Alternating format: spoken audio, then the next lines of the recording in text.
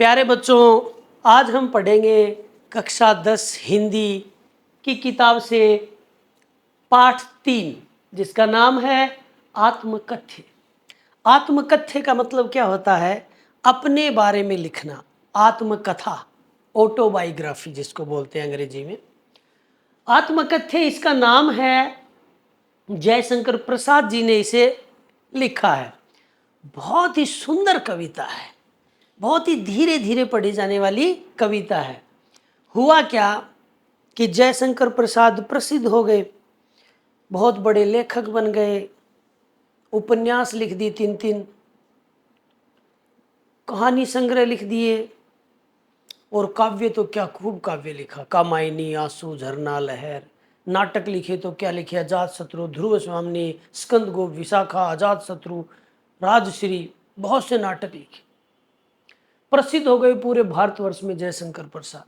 तो इसके जो मित्र मंडली थी ना, और जैसा कि मैंने परिचय में आपको बताया, दुख भी देखे थे, 3 विवाह हुआ और वियोग सहना पड़ा पत्नियों का, तो दुख भी थे, अच्छे परिवार से थे। तो लोगों ने इनसे कहा कि महाराज जयशंकर प्रसाद जी, आप अपनी ऑटोबायोग्राफी लिखिए, आत्मकथा लिखिए। तो जयशंकर प्रसाद ने उनको उत्तर दिया कि मैं आत्मकथा नहीं लिखना चाहता। तो वो बोले कि भाई क्यों नहीं लिखना चाहते? तो वो उन्होंने कविता में बताया है कि मैं क्यों नहीं लिखना चाहता। तो प्रथम जो 2 पंक्तियां हैं ना, ये तो कविता को शुरुआत की है। ये थोड़ी सी बहुत ही दार्शनिक बात है, फिलोसफी की बात है। ये थोड़ी सी अलग हट जाएगी इस चीज़ से, बाकी फिर कविता करेंगे हम। लेकिन यहाँ से इन्होंने शुरू किए, बहुत खूबसूरत चीज़ दी है इसके अंदर। मधुप गुनगुना कर कह जाता कौन कहानी अपनी, मधुप गुनगुना कर कह जाता कौन कहानी अपनी, यह मुरझा कर गिर रही पत्तियां देखो कितनी आज घनी। बहुत ही सुंदर लाइन है। मधुप कह रहे हैं भंवरे को। हमने पहले पाठ में पढ़ा था ना भंवरे को, कि भंवरा गुनगुना कर, देखो भंवरा आता है ना फूलों पे, भूं भूं भूं भूं, स्पष्ट नहीं बोलता। तो स्पष्ट नहीं बोलते उसे ही तो गुनगुनाना कहते हैं। कोई गीत हम गाएंगे, मान लीजिए,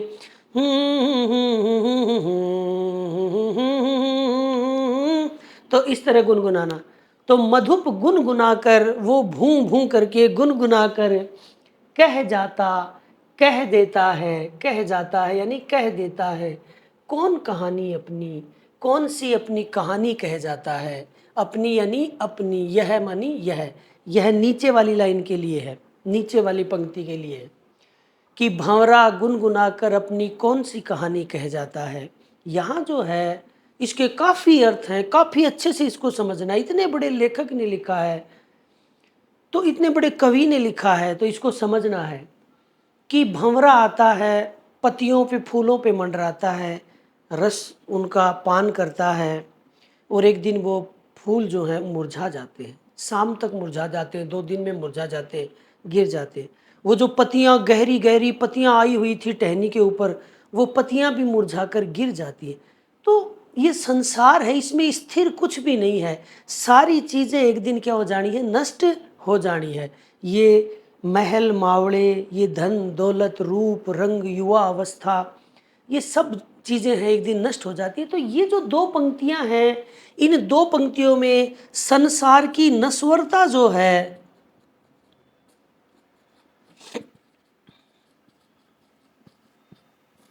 उस संसार की नश्वरता को इसमें बताया गया है। यानी संसार जो है वो नाशवान है। यहाँ से उसने शुरू की है। अब कई लोग मेरे को जब पढ़ाता हूँ तो मेरे से प्रश्न भी पूछते हैं कि सर गाइड में ऐसा दे रखा है, पासबुकों में ऐसा दे रखा है।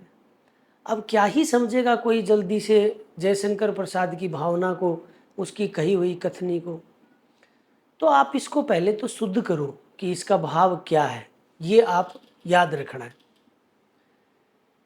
यहाँ सिर्फ और सिर्फ वो क्या बता रहे हैं, संसार की नश्वरता से उन्होंने शुरू किया है। जैसे शेरो शायरी होता है ना, कोई शेर कहता है, गजल कहता है, तो गज़ल की पहली जो पंक्तियाँ होती हैं ना, वो भिन्न होती हैं गज़ल से, उसके बाद गज़ल शुरू होती है अधिकांशतः।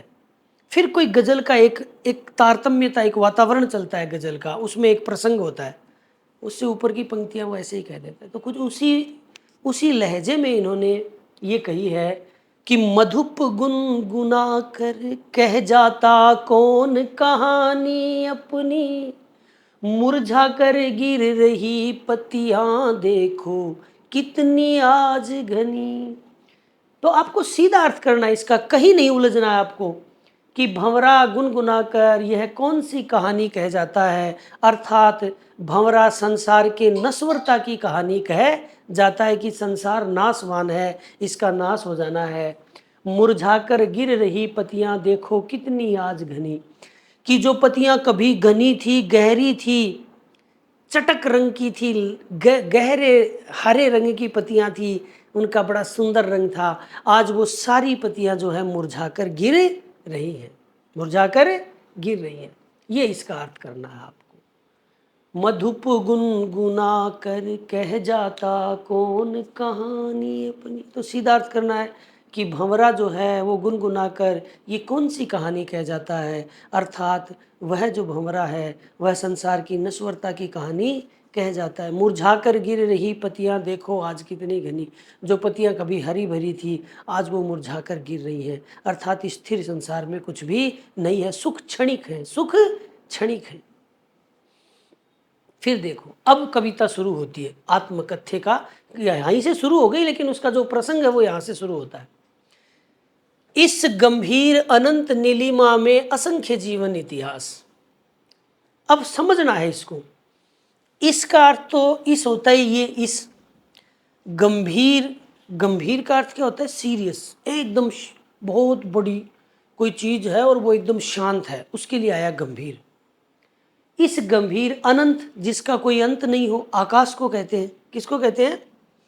आकाश को। इस गंभीर अनंत नीलिमा में, नीलिमा नीला रंग होता है आकाश का, आकाश का जो रंग होता है वो कैसा होता है, नीला।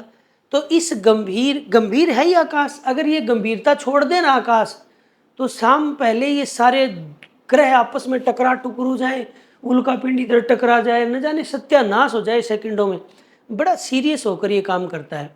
तो इस गंभीर अनंत, अनंत भाई अंत नहीं है इस आकाश का कोई, तो यूं का यूं लिखना है, इस गंभीर अनंत नीलिमा में, इस आकाश में असंख्य जीवन इतिहास।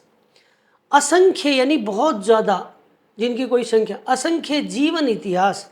जीवन इतिहास यानी आत्मकथाएं हैं इस संसार में, इस आकाश के नीचे के, एक बार समझ लो आप पूरी बात को ताकि समझ में आए। इस आकाश के नीचे जो लोग रहते हैं दुनिया में, उन्होंने निरे ही जीवन इतिहास लिखे हैं, मतलब निरे उनके जीवन के इतिहास हैं।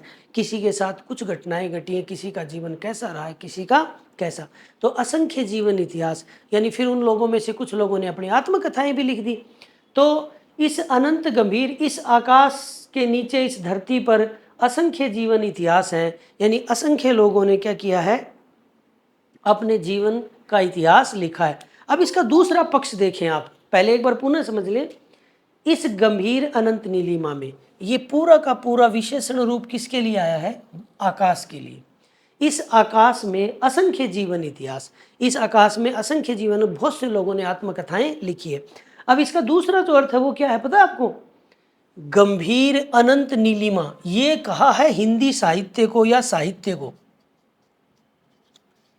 ये जो हिंदी साहित्य या साहित्य है, अंग्रेजी साहित्य, उर्दू साहित्य हो, जो भी हो, इस साहित्य में असंख्य, देखो अनंत इसलिए कहा है क्योंकि बहुत सारा साहित्य लिखा गया, गंभीर होता ही है साहित्य, नीलिमा स्याही से लिखा जाता है ना, नीली से, इसलिए तो इसका वो अर्थ भी है। इस अनंत, इस गंभीर अनंत नीलिमा में असंख्य जीवन इतिहास, इस हिंदी साहित्य में, इसका अर्थ है हिंदी साहित्य, गंभीर होता ही है साहित्य, अनंत होता ही, उसमें खूब रचनाएं हैं, नीलिमा यानी नीली साहित्य, तो हिंदी साहित्य भी बोल सकते हैं आप। हिंदी साहित्य में असंख्य जीवन इतिहास, यानी हम जब इतिहास पढ़ेंगे हिंदी का, तो उस इतिहास में हम देखेंगे कि अनेकों लोग हुए और अनेकों लोगों ने अपनी क्या लिखी है, ऑटोबायोग्राफी लिखी है, आत्मकथा लिखी है। तो इस हिंदी साहित्य में भी असंख्य जीवन इतिहास है। इसके दो दो अर्थ हैं। तो सर परीक्षा में कौन सा करें? परीक्षा में वो इस भाव को समझ नहीं पाएंगे हिंदी साहित्य वाले को। आपको याद रह जाए तो लिख देना, कोई दिक्कत नहीं है, एकदम यही है एग्जैक्ट। परंतु आप इतना ही लिख सकते हैं कि इस गंभीर अनंत नीलिमा में असंख्य जीवन इतिहास, अर्थात इस आकाश के नीचे इस धरती के ऊपर अनेक लोगों ने अपनी जीवन की आत्मकथाएं लिखी हैं, ऐसा कर देना आप। कभी यहाँ ये बताना चाहता है कि आगे बता देना, कभी ये बताना चाहता है कि हिंदी साहित्य में अनेकों अनेक कवियों ने, लेखकों ने अपनी आत्मकथाएं लिखी है, यूं बता सकते हैं। आगे समझ में, इस गंभीर अनंत नीलिमा में असंख्य जीवन इतिहास, इस आकाश के नीचे ये जो धरती है, इस धरती पे अनेकों अनेकों लेखकों ने अपने आत्मकथाएं लिखी हैं, अर्थात हिंदी साहित्य में बहुत सी ऑटोबायोग्राफी मिलती है। फिर क्या करते हैं ये अपने जीवन का, जब ये इतिहास लिख लेते हैं तो होता क्या है भाई, इतिहास कोई लिखेगा तो क्या होता है, देखो यह लो का मतलब लोग में गए खा गए, यह लोग करते ही रहते हैं। ये लोग क्या करते हैं, अपना व्यंग्य मलिन उपहास, व्यंग्य यानी मजाक, मलिन यानी मैला, व्यंग्य से मैला, व्यंग्य से मैली, उपहास यानी मजाक, व्यंग्य से मलिन उपहास करते रहते हैं, यानी व्यंग्य भरी मजाक खुद की ही उड़ाते रहते हैं। व्यंग्य से भरी मजाक खुद की ही उड़ाते रहते हैं। मीनिंग को दोबारा देखो, व्यंग्य यानी व्यंग्य, मलिन का अर्थ मैला, व्यंग्य से मैला यानी व्यंग्य, यहाँ युक्त अर्थ निकलेगा इसका, व्यंग्य से युक्त, उपहास यानी उपहास, व्यंग्य से भरा हुआ या युक्त, व्यंग्य से भरा हुआ, इन दोनों का व्यंग्य से भरा हुआ कर लेना आप। ये लोग व्यंग्य से भरा हुआ उपहास, खुद की ही मजाक उड़ाते रहते हैं। कैसे सर, मजाक खुद की कैसे उड़ाते हैं भाई? कोई अपनी आत्मकथा लिखेगा तो सारी चीज़ें लिखनी पड़ेंगी उसको, कि मेरे को इसने ठगा, एक बार मैं यहाँ से जा रहा था, मेरे कुत्ता पीछे पड़ गया और मैंने 3-4 बार मैंने ऐसे मैं गिरा, गुशुंडी खाई, मेरे मेरे कान फट गए, है ना। मैं दूल्हा बना तब मैं घोड़ी पे बैठा था, किसी ने बीड़ी लगा दी घोड़ी के तो घोड़ी भाज गई और फिर मुझे गिरा दिया ले जाके जोहड़ की तरफ, फिर उठा के लाए। न जाने कैसी कैसी बातें लिखनी पड़ेंगी जो हमारी क्या उड़ेगी, हंसी उड़ेगी, मजाक उड़ेगी, अरे इतना बड़ा आदमी और ऐसी ऐसी बातें। मैं एक बार, जब हम भाई एक बार हम कॉलेज में पढ़ते थे, तो कॉलेज में पढ़ते थे वहाँ पर हमने किसी पेड़ के फल तोड़ लिए, हमें पकड़ लिया, फिर बांध के वहाँ पर पीटा जचा के। ऐसी न जाने कितनी बातें लिखनी पड़ेंगी जो इन्हीं की क्या बनेगी, मजाक बनेगी। और भी बहुत सी चीज़ें हैं, जैसे भाई मैंने किसी से प्रेम किया और मैंने उसको प्रेम करने के लिए मैं उसके घर वालों से मिला तो उसके घर वालों ने मुझे ठोक डाला। ऐसी न जाने कितनी बातें हैं। वो सच्चा प्रेम में करता था लेकिन उन्होंने मेरी भावना नहीं समझी, मुझे ही ठोक डाला। ऐसी न जाने कितनी मजाकें बनेंगी। तो निरी बातें हैं, एक नहीं है। आदमी का जीवन है, जीवन में आदमी के साथ ऐसी घटनाएं होती ही रहती हैं जहाँ उसकी मजाक बनती ही रहती है, तो वो सब लिखनी पड़ेंगी। और भी बहुत सी निजी बातें लिखेंगी तो हर किसी को निजी बातें थोड़ी समझ में आती हैं। लोग उसकी निजी बातों को जो है ना कुदृष्टि से भी देखेंगे और उसकी निजी बातों को मजाक के तौर पे भी देखेंगे, रसास्वाद लेंगे उसमें। ऐसे न जाने कितने। तो आत्मकथा लिखना कोई आसान नहीं है। उसमें हमें अपने भाई के बारे में भी लिखना पड़ेगा, मेरे भाई ने मेरा साथ दिया बहुत अच्छा, नहीं दिया तो भी लिखना पड़ेगा, नहीं दिया। मेरे पत्नी ने मेरा साथ दिया, नहीं दिया तो भी। न जाने कितने चरित्र जो हैं उनका उद्घाटन करना पड़ेगा दोबारा से सारी की सारी बातों का। तो बहुत मुश्किल होता है सच्चाई को लिख पाना। और सच्चाई नहीं लिखी तो क्या आत्मकथा लिखी? तो हमें सब बातें बतानी पड़ेंगी और सब बातें बताएंगे तो हमारी मजाक बनेगी। तो कहते हैं जो लोग लिखते हैं ना भाई, इस हिंदी साहित्य में असंख्य लोगों ने क्या लिखा है, अपना जीवन का इतिहास लिखा है। और जब ये लिख कर चले गए, अब उनकी मजाक बनाते हैं। कोई भी महापुरुष है उस तक को नहीं बख्शते तो हम साधारण पुरुषों को बख्शेंगे क्या? तो यह लोग करते ही रहते अपना व्यंग्य मलिन उपहास। तो ये लोग व्यंग्य से भरा हुआ अपना ही मजाक उड़ाते रहते हैं। आत्मकथा लिखने से जो व्यक्ति लिखता है ना उसका मजाक बनता है, ये कहना चाहते हैं सीधे शब्दों में। समझ गए क्या? 4 लाइनें हो गई। तो ये कहता है कि मुझे इन सब चीजों का पता है, मैं जानता हूं कि जो आत्मकथा लिखेगा उसकी खुद की क्या उड़ाई जाएगी, मजाक उड़ाई जाएगी।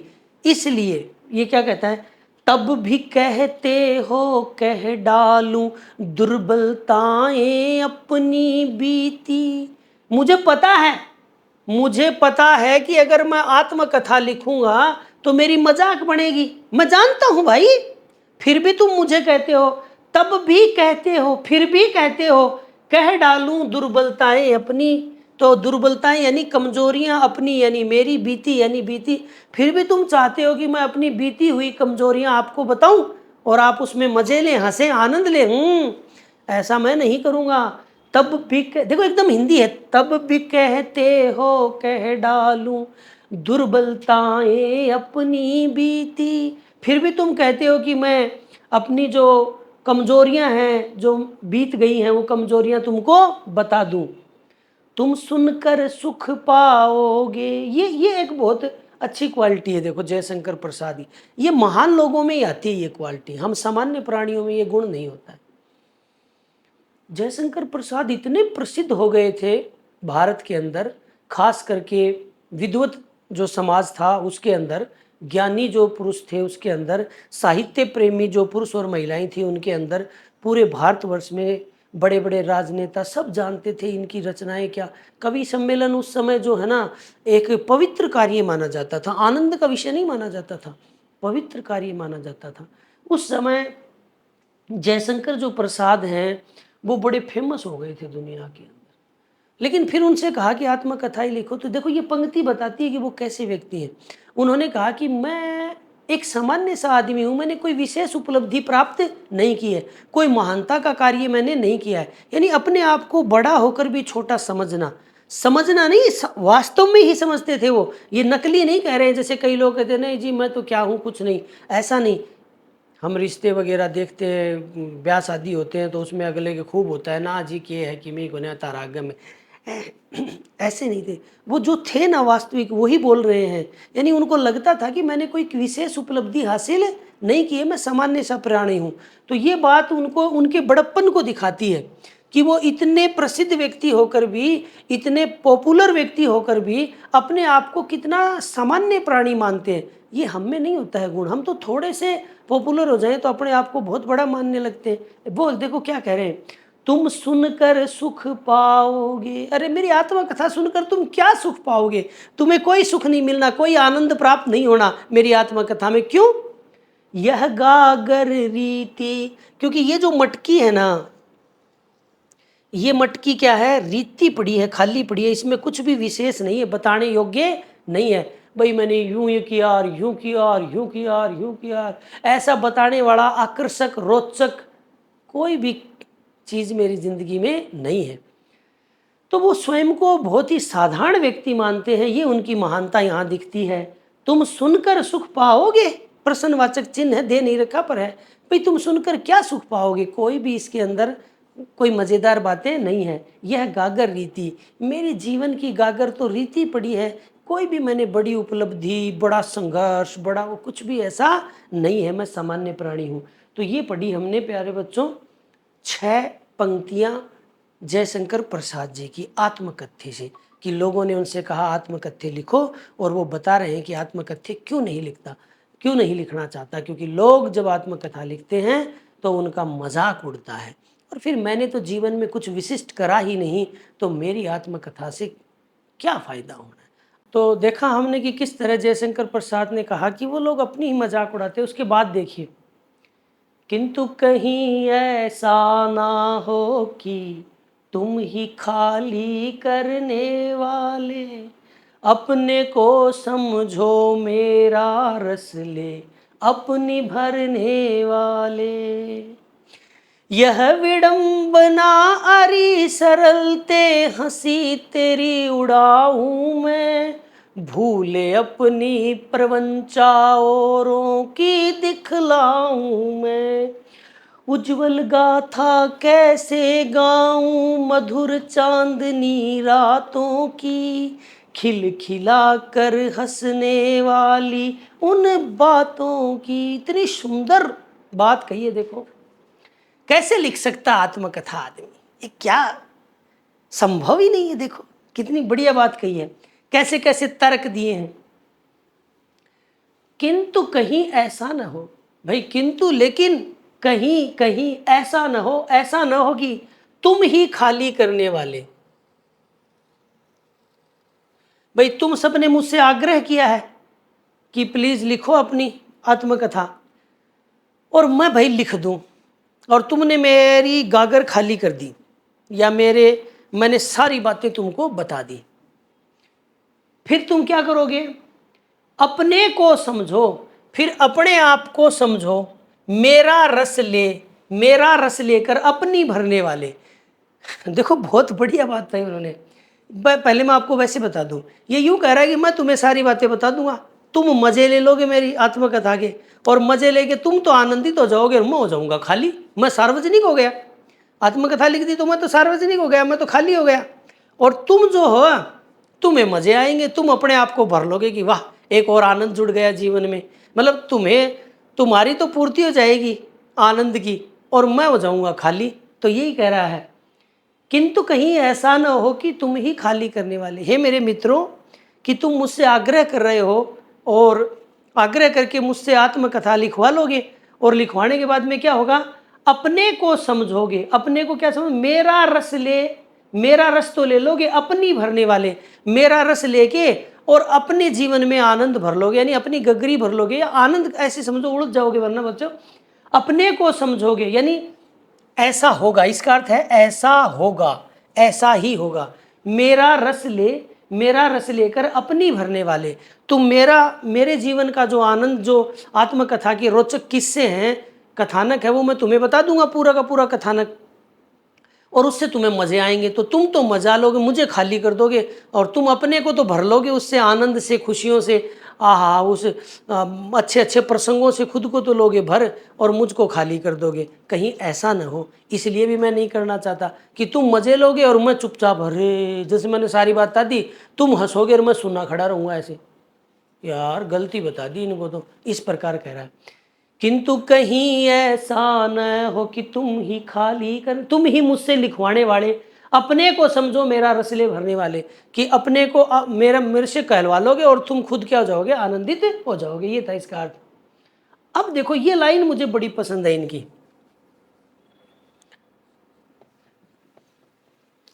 क्या कोई आदमी होता है, अब वो सीधा आदमी है, तो ये भगवान के द्वारा बनाया उसका गुण है, भगवान के द्वारा बनाया उसका गुण है। और आज के युग में तो सीधा होना सर्वोत्तम गुण है, बहुत बड़ा गुण है आदमी का, भोला होना, मन का साफ होना, सीधा साधा होना।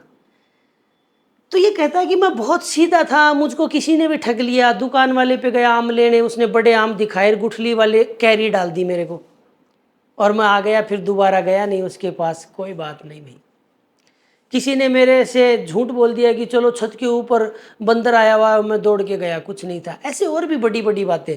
तो लोग आदमी को क्या करते हैं, कई आदमी भोड़े होते हैं, जैसे पत्नी, कई आदमियों की पत्नी जो होती है ना, वो थोड़ी क्रूर टाइप की होती है, वो उसको खूब डांटती फटकारती रहती है, भला बुरा कहते रहती है, और वो बेचारा हंसते हंसते हंसते हंसते हंसते हंसते उसको लास्ट में मना लेता है, और फिर उसको खुश कर लेता है, और फिर शीश।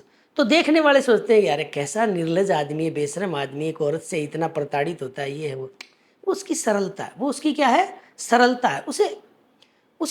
वो नहीं चाहता उसको प्रताड़ित करना, वो नहीं चाहता उसका अपमान करना। वो तो ऐसी बहुत सी जीवन में ऐसे आदमी, सीधापन होता है आदमी के अंदर। आत्मकथा लिखूंगा तो वो सारी कहानी लिखनी पड़ेगी कि मैं इतना भोला था, इतना सीधा था, लोग ऐसे मुझे ठग लेते थे, इस प्रकार से मुझे बेवकूफ़ बना देते थे, मेरा ऐसे ऐसे शोषण किया, मुझे पता ही नहीं चला, ये है वो है फलाने ढिकड़ है। एक बार एक आदमी मुझे प्रसंग बता रहा था कि भाई उसको कुछ कॉपियां जांच करवानी थी स्कूल की, तो उसने किसी एक बच्चे को बुलाया कि आओ भाई बच्चे, और मैं तेरे को है ना मिठाई खिलाऊंगा, तू ये थोड़ी कापी है ना इनको चेक कर दे। और वो बड़ा लड़का, पढ़ा लिखा थोड़ा, लेकिन फिर भी जो है ना उसने कापी चेक करा ली, और फिर बोले अरे यार मिठाई तो ख़त्म हो गई, अब बताओ। वो बच्चे पे बेचारे पे क्या बीती, भोला डला, लेकिन वो भोला था, कर दिया। तो वो अब वो चीज़ें बताएगा तो मजाक ही उड़ेगी। तो कितनी सुंदर लाइन है, यह विडंबनारी सरलते तेरी हंसी उड़ाऊं मैं, कि देखो कितनी विडंबना है, दुख की बात। विडंबना किसको कहते हैं? दुख की बात। कितनी दुख की बात है, कितने दुख की बात है। यह विडंबना, विडंबना होता है दुख की बात।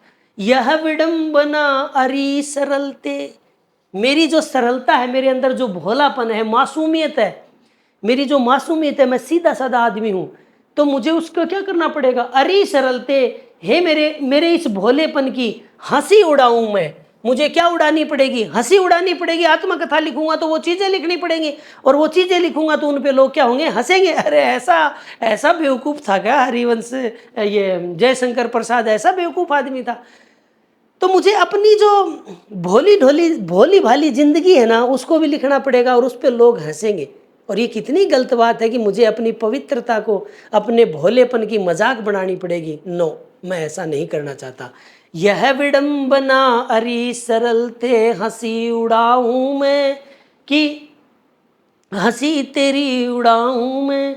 कि ये कितने बड़े दुख की बात है कि मुझे अपनी जो सरल भाव थे मेरे अंदर, मैं जो सीधा साधा था, उसको मैं जब लिखूंगा आत्मकथा में, तो उसकी क्या बनेगी? मजाक बनेगी। और मैं उसकी मजाक नहीं बनाना चाहता, और बनानी चाहिए भी नहीं, बनानी चाहिए भी नहीं।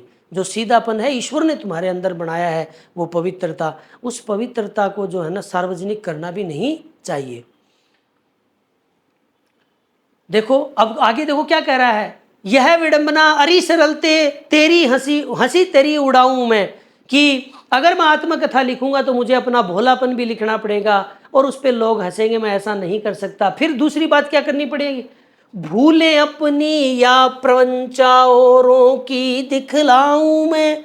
भूले अपनी, अरे आदमी है तो आदमी से गलतियां भी हुई हैं, तो आत्मकथा लिखूंगा तो वो गलतियां भी लिखनी पड़ेगी, कि ऐसा हो गया, मेरे से ऐसा हो गया। एक बार जो है ना, मेरे घर मजदूर लगे हुए थे, और समय हो गया था, पर मैंने जो है ना उनको फिर भी लेट तक काम करवाया, और उनको कहा थोड़ा ही और है, कर दो कर दो कर दो। ऐसे उनको मैंने किसी भी तरह से झांसा देकर उनको काम करवाता रहा, और वो मेरा काम पूरा हो गया, मेरी स्वार्थ सिद्धि हो गई। तो मेरे से गलती हुई है, मुझे ऐसा मासूम लोगों के साथ नहीं करना चाहिए था, मजदूरों के साथ ऐसा नहीं करना चाहिए था, गलती है।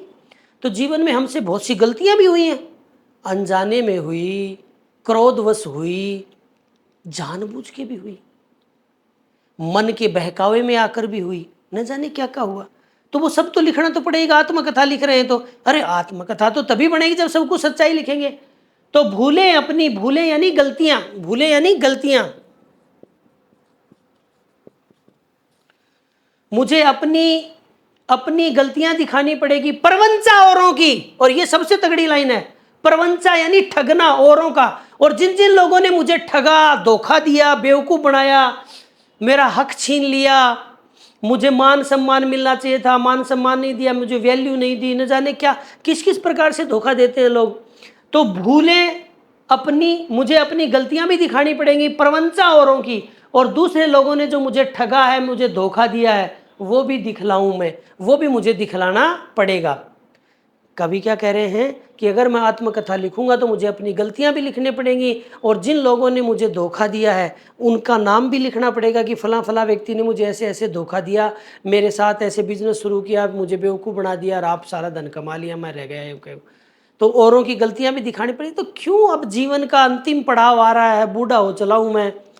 बूढ़ा तो वैसे नहीं हुआ था जयशंकर प्रसाद, 47 साल की उम्र थी इनकी, उसी में इनका स्वर्गवास हो गया। लेकिन जिंदगी में इतना सब कुछ लिख लिया, कर लिया, लोग खुश हैं। अब क्या दोबारा से उन लोगों की आलोचना करना, इतनी 10 साल 20 साल बाद उन लोगों को फिर से पटल पे लाना और उनकी आलोचना करना, क्या उचित है क्या ये? ठीक है, वो समय था, उन्होंने उस समय अपना स्वार्थ सिद्धि कर ली, मुझे धोखा दे दिया, तो बहुत। यह विडंबना अरी सरलते तेरी हंसी उड़ाऊं मैं, भूले अपनी परवंचा औरों की दिखलाऊं मैं। बहुत सुंदर लाइन है, इसलिए बार बार पढ़ रहा हूँ कि ये बड़े दुख की बात होगी कि मुझे अपनी आत्मकथा लिखनी होगी, तो उसमें मुझे अपनी सरलता को, अपने भोलेपन को लिखना होगा, और उनकी मजाक बनेगी, मैं ऐसा नहीं करना चाहता। साथ ही मैं आत्मकथा लिखूँगा तो उस आत्मकथा में मुझे अपनी गलतियां भी उजागर करनी पड़ेंगी, और जिन लोगों ने मेरे साथ छल किया है, कपट किया है, धोखा किया है, उन लोगों की बातें भी लिखनी पड़ेंगी, जो उचित नहीं है, जो उचित नहीं है। आगे देखो क्या कह रहा है। अब निजी बातें आ गई, क्या आ गई? निजी क्षण।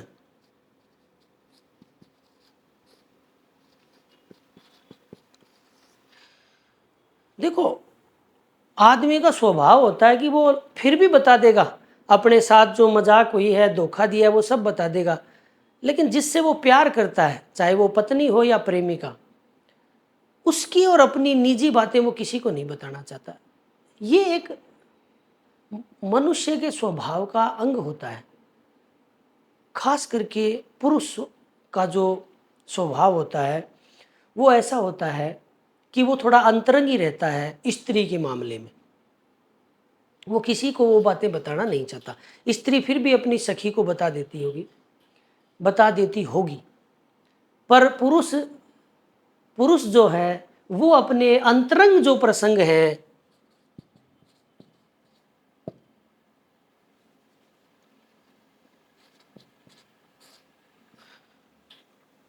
अंतरंग जो प्रसंग है या निजी जो क्षण है, कुछ भी बोल दो, उसको किसी को बताना नहीं चाहता। लेकिन आत्मकथा लिखेगा तो बताने पड़ेंगे, और वो बताना नहीं चाहता। ये कितनी बड़ी बेवकूफ़ी भरी बात है कि आत्मकथा लिखेगा तो वो बताने पड़ेंगे, वरना आत्मकथा सच्ची पूरी नहीं होती है।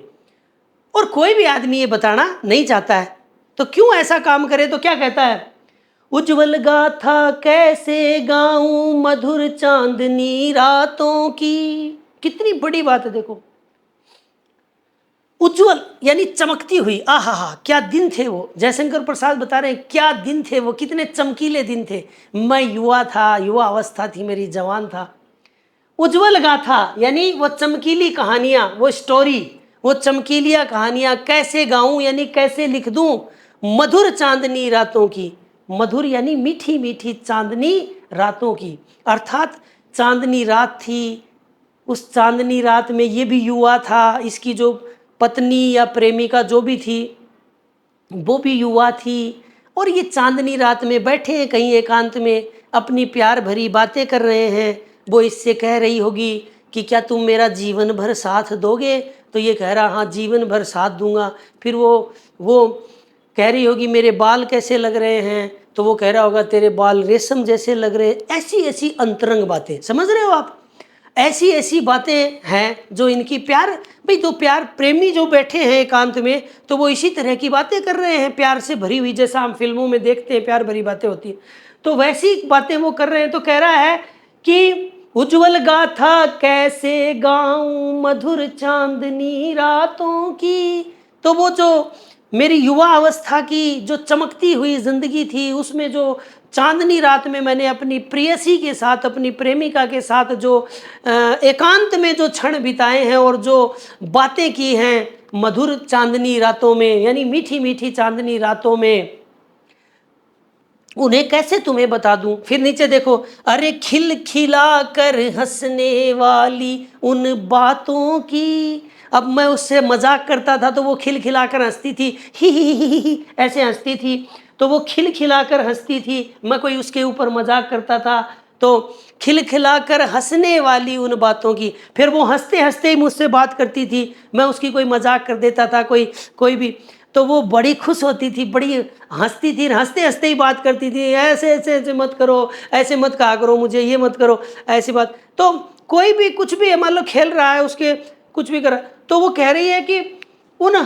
खिल खिलाकर हंसने वाली उन बातों की, जो खिल खिलाकर समझते हो कि एकदम अंग अंग जिसमें प्रफुल्लित हो जाए, ऐसे नहीं ऐसे नहीं, पूरा अंग हा ऐसे पूरी। तो खिल खिलाकर हंसने वाली उन बातों की, खिल खिलाकर हंसते हंसते जो हम बात करते थे, उन बातों को मैं कैसे सार्वजनिक कर दूं, कैसे तुम लोगों को बता दूं वो अंतरंग बातें। संभव है एक पुरुष के लिए जिससे वो प्यार करता है, प्रेम करता है, क्या उसकी बातों को सार्वजनिक कर सकता है? वो नहीं कर सकता। तो नहीं कर सकता तो आत्मकथा भी नहीं लिख सकता। ये उसने अपना एक तर्क दिया है। उज्जवल गाथा कैसे गाऊं मधुर चांदनी रातों की, कि वो जो मधुर चांदनी रातें थी, वो युवा अवस्था का जोश था, उस युवा अवस्था में जो अपनी प्रेयसी के साथ दिन बिताए, उसकी गाथा मैं कैसे गाऊं।